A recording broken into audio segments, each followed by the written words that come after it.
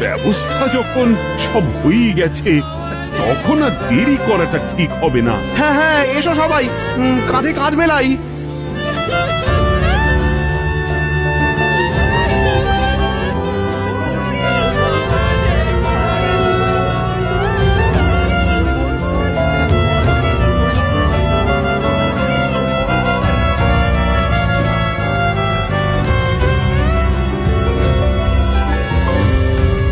এই দৃশ্য কিনা শেষে আমাকে দেখতে হলো, কিন্তু তবু আমার খুব জানতে ইচ্ছে করছে বাচ্চারা ঘুড়ি ভর্তি মোহর অলংকার সব ছড়াতে ছড়াতে যাচ্ছে কেন, আর গোপালের হাত দুটোই বা ঘাট থেকে বেরিয়ে দুদিকে ঝুলছে কেন?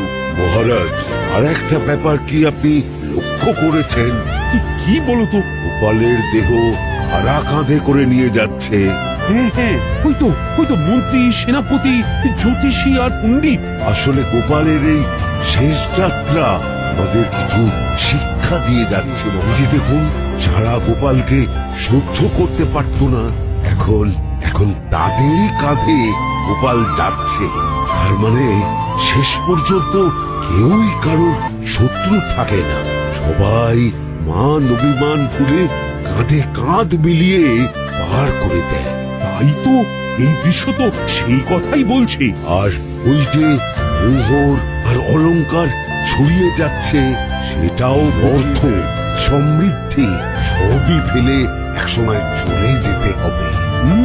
কি ভীষণ সত্যি। দুটো খালি হাতও বুঝিয়ে দিচ্ছে, খালি হাতেই আমরা সংসারে এসেছিলাম, আমাদের যেতে হবে।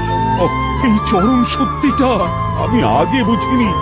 গোপাল, গোপাল, তুমি মরে গিয়ে আমাকে চরম শিক্ষা দিয়ে গেলে। কিন্তু এখন শিক্ষা পেলেও গোপাল তো আর ফিরবে না।